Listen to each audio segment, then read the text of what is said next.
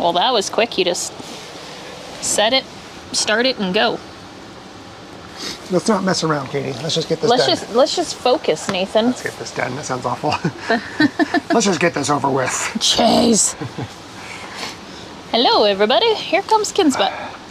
I got a sneeze or something. Hello, everybody. Oh yeah? I don't know. I don't know what I'm doing anymore. Those pants, Yeah, they're a little ripped. yeah. They got a little rip. I got a hole in my knee on this one, and I got a hole in the butt on the other one. You do. Then the hole in the butt's almost as big as the hole in the knee now. It's a good thing he always wears extra pants underneath. During the winter, yeah. Yeah. How was your day today? It was okay, I guess. It was fine. It was... I have to blow my nose. Hang on. All better. Yep, so how was your day? My day was good. I had interview feedback and a training class for some new software that was getting rolled out, and then that's connected. So I pulled slowly. Thank you. And then had somebody pick up the laying hens that I sold, and then helped you with the Heavy items? cupboards. Yep. Very, very heavy. And then Cabinets. cabinets, cupboards, kitchen items. And then I washed some dishes in the pot. I haven't rinsed them yet. I have to get clean water to rinse them. We were out of water in here, so I have to go outside and get some more water. Tomorrow may be the day. It's supposed to get up past 40 tomorrow, I think. That's definitely not connected. It was real long. So Nice. we may thaw out in the RV. That would be nice, because yeah, I washed a big stack of dishes and then I stopped because I didn't have any water to rinse them, and I didn't want to wash just a bunch of dishes and have them all soapy just sitting around. So I was like, I'll stop while I've got a nice little stack of them. And then we went to town. Had a date night at Lowe's. Another date night, except it wasn't really a date night. No, it was great. It was Kinsley and I. Yep. Thanks, babe. I stayed in the truck. Yep. It was great. Best date night ever. Katie wasn't involved. He's a keeper, y'all. I try. I try. Do my best. Yeah, so we got the kitchen cabinets into the house. Barely. It was a feat. Yeah. It was difficult because I forgot where the cabinets were until this morning. I was like, oh my goodness, most of the kitchen cabinetry that we needed to move was in that back room that we're eventually going to turn into a bedroom, but it's all crammed full of stuff. Yeah. I mean, there's 3 bookshelves in there. There's our From couch the and our chairs. library. There's the old mantle that had the hidden door in it. There's the other RV couch. It's like it's a fold-out bed one. We took it out so I could put my desk in here.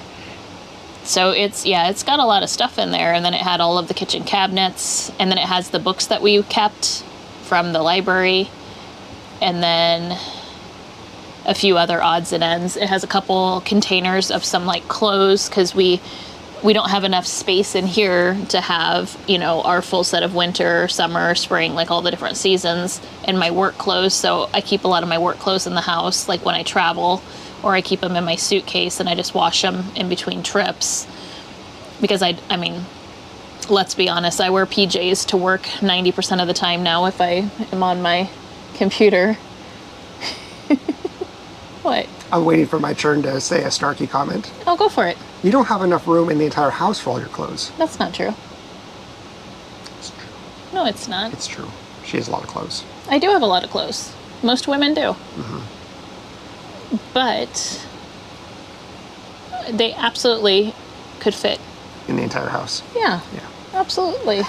And the 2 closets in there? Yeah. Oh, you think so? Oh, absolutely. So you're going to take up all the 2 closets? No. Okay. There'll be room for your clothes too. I don't have that many clothes. He's making it seem like I have like a crazy amount. Most of them are leggings and stretchy pants and pajama pants. So those fold up real small and they don't take up a lot of room. It's the big bulky. I do have a lot of sweaters and coats. But to be fair, a lot of it is work-related items that I get at the different events that take up a lot of room. Just saying. A lot of the stuff is not stuff that I purchased. So we moved the cabinets today. got all that stuff out of there. We had to use the tractor to get the pantry moved. That thing is heavy. Yeah, that was a beast. Ridiculously heavy. And we even took all the drawers and the doors and everything out off. Shelves and then our Lazy Susan corner piece didn't fit through the door, so we had to take its door off and kind of do it in a we had to wrangle it out of the door. And in typical Nathan fashion, it's not going to fit. Well, no, okay. I want to address this. I didn't get a chance to address this while we're doing it. She's saying that I was being pessimistic about the outcome of trying to get that thing out of the door. And the reason is, if I'm optimistic about things, they don't work, they don't happen. It just doesn't turn out. But when I think worst case scenario, it's usually not, and it's fine. Yeah. So I was going worst case scenario, tricking the universe to make it work. So you just trick the universe pretty much all day long, every day. No, just in that one, just that one instance. Just in that one instance, yeah. Yeah, so it was success. It did.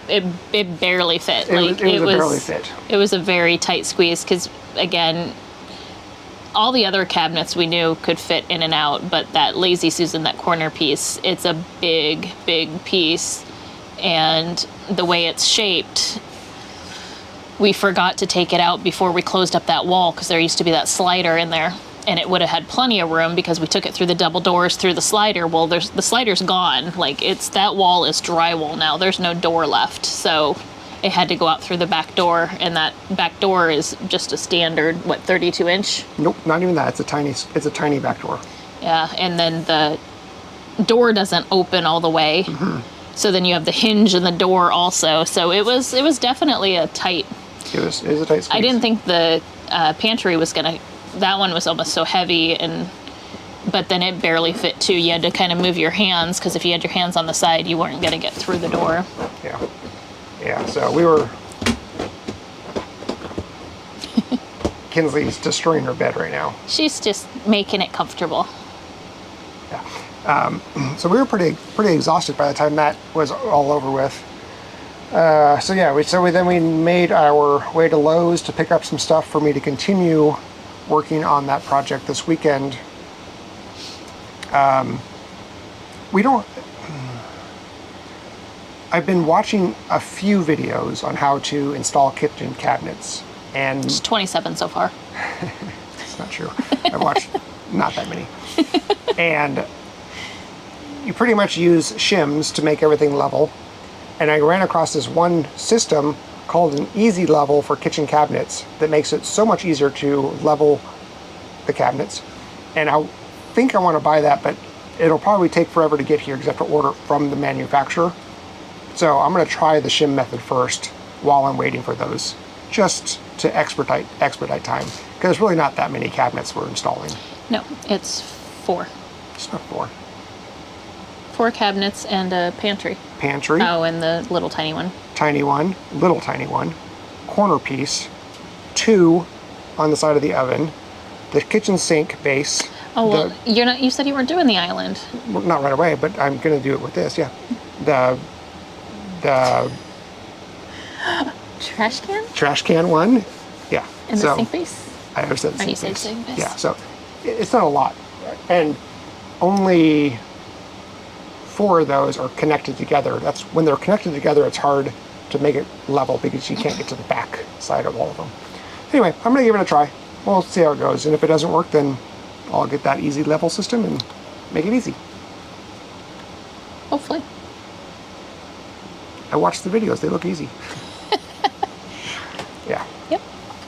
So, and then you're going to be doing some chicken rearranging this weekend. Yeah, so I have 8 pre-orders for baby chicks, and I let them know that I would be pulling eggs and setting them in the incubator so that it would be an early March hatch. I really want to try to do an end of February hatch so that they can be picked up the first week of March. And in order to do that, I need to have them set by the first week of February, which means I need to make sure that my chickens are all in their right groupings now, so that in 2 weeks when I start pulling eggs, I know that they're going to be the right no cross-contamination mixture or purity. So I've got a couple orders, and then I've got quite a few people waiting for grow outs already. So they're going to contact me back in April to see what I have left over from what doesn't sell as the baby chicks. So just trying to. Originally, we had talked about, trying to figure out where we're going to do the hatching, basically the incubation. That, I don't know if you all have hatched your own eggs before, but the incubation part is actually a very dirty job. The amount of, once the babies hatch and all the dander that comes off of them, and the amount of dust and stuff that it creates, especially because I hatch about 90 eggs at a time, so it's a much larger scale than, just the 12. But even the 12, it's very dusty and dirty. So we don't want to do that inside the house, and then obviously we don't want to do it inside the RV because the RV is already way too cluttered. There's just too much stuff in here. And so then it's trying to figure out, I don't think we're going to be able to figure out how to come up with the money to get the hatchery built in time. So thinking about using the back porch or the basement area. Either way, I have to just figure out which one would work for the incubators, and then what would work for the brooders, so that I can have them and then have people just come and pick them up, because the goal is at least 60 to 70% minimum of what I hatch to sell within that first couple days. That's the goal. So so it's just figuring out how I can do that in an efficient way. And the only ones I'm guaranteeing sex on are the auto-sexing birds that I have, where I can say, yes, I know this is a female or a male, and everything else is going to be straight run. Mm-hmm. So that's one thing you need to figure out and work on, and have a place so it's nice and easy to do that. I was really hoping that we could kind of figure out the hatchery build, but we have to remove some trees in order to do that, and there's a couple other things that need to happen with clearing the trees that were already taken down and burning some stuff and refilling in the hole in all the work that we had done last January in order to make that goal really work. And I just don't know that we're going to be able to have time to get to that. Definitely not in the next 2 weeks. But I was hoping to be able to have it all in by March, but I think realistically I'd rather focus on continuing with the house, starting to get the plot ready for the food forest, because those are coming in March, and then focus on the hatchery and that, kind of that setup, and just continue to see how the chicken business progresses. Probably smart.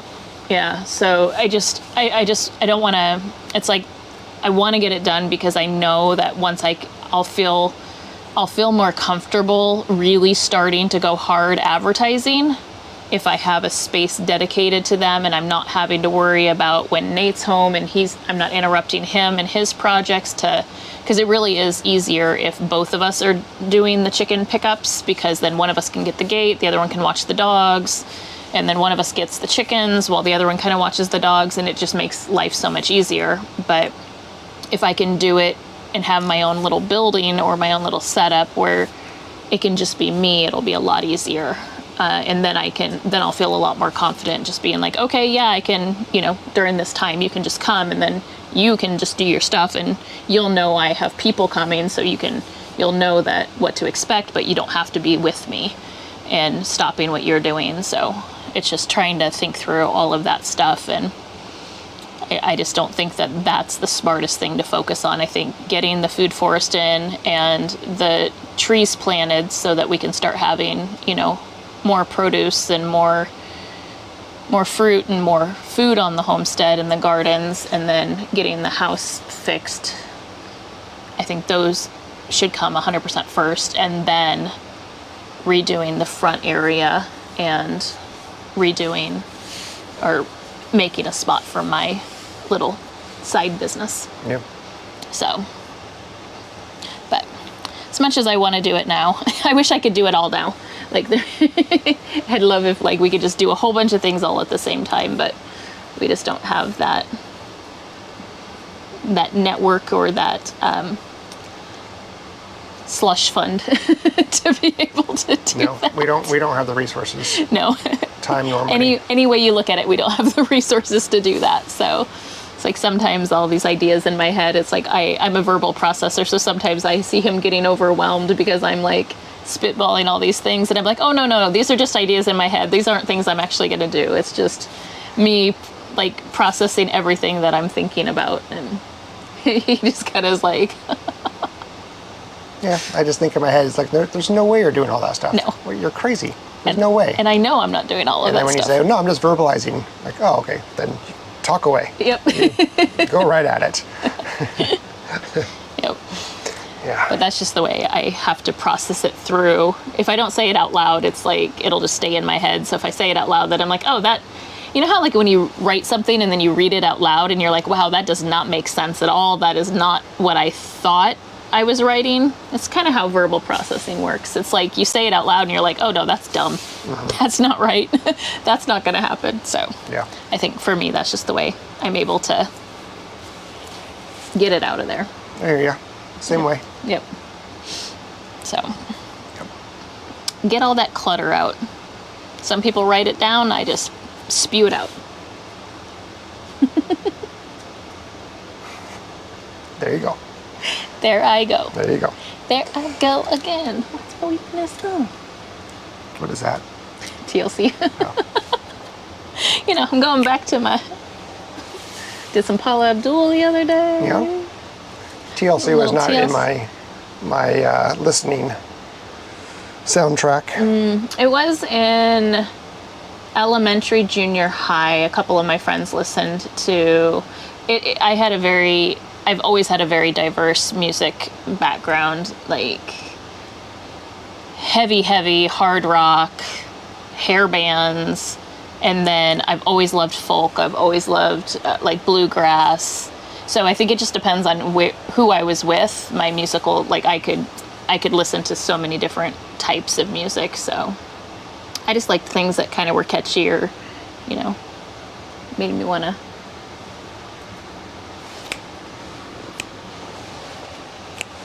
No? Hey, you do you. I always do me. All right, that's all I got. Oh, you're done already? Well, I am. That's it. I moved cabinets today. Did some prep work. You tricked the universe into. I did. I was a trickster. You were. Yep. That's correct. Yep. Did chores. Yeah, you did chores. Of course. I mean, that's almost a given. Mm-hmm. I put chickens back in the runs that were out. Yeah. Collected eggs. Yeah. Yeah. I mean, yeah. Typical stuff. Typical. Oh, I had, when I was collecting chickens last night for the order, I decided to put Meaty, which is one of our big meat girls that had been separated because the rooster was too rough on her. And she's been separated for a really long time now, like probably 4 months. Yeah. And so she's completely healed and has all of her feathers back, went through a full molt. She looks great. And then Betty Jane, who once we took our chicks away from her, she jumped in with Meaty and Special, and unfortunately Special passed away during the really cold weather. She wasn't doing good anyway. She had been struggling for a while, and we just, kept giving her extra stuff and hoping and giving her lots of wind blocks and her own little special place, but she unfortunately didn't make it and passed away. So, but Betty can get in and out and she can be wherever she wants, but she has chosen, like after we took her babies away from her, she chose to be in with Special and Meaty. And then... To stay away from the roosters. Yeah, to stay away from the roosters. She's a smart girl. And so last night when I was collecting everything and organizing and getting the order ready, I put Betty and Meaty, I just call her Meaty because she's a meat bird. She doesn't really have a name. She's just a really big bird. She's probably like 10 pounds. Bertha, yeah, she's a big girl. She's gotta be, I mean, she's heavy. She's a big bird. She's like salt. She's like a butterball. Butterball would be a good name. She's like a turkey. Like she is a heavy chicken. Yeah. I don't think I've ever like lifted, like you lift her and you're just like, oh, like you're not expecting it. And so she's one of my meat breeders. And so I put both of them into the middle vever coop last night thinking that they can go in there because then I can get rid of that little tiny, because right now they have 2 little chicken tractors and some dog fencing around them, and it's like really ghetto looking. Like it's real janky. Like, you know, I don't know. Like it's just very... Just call it the ghetto homestead. Yeah, it's very, very homestead-esque.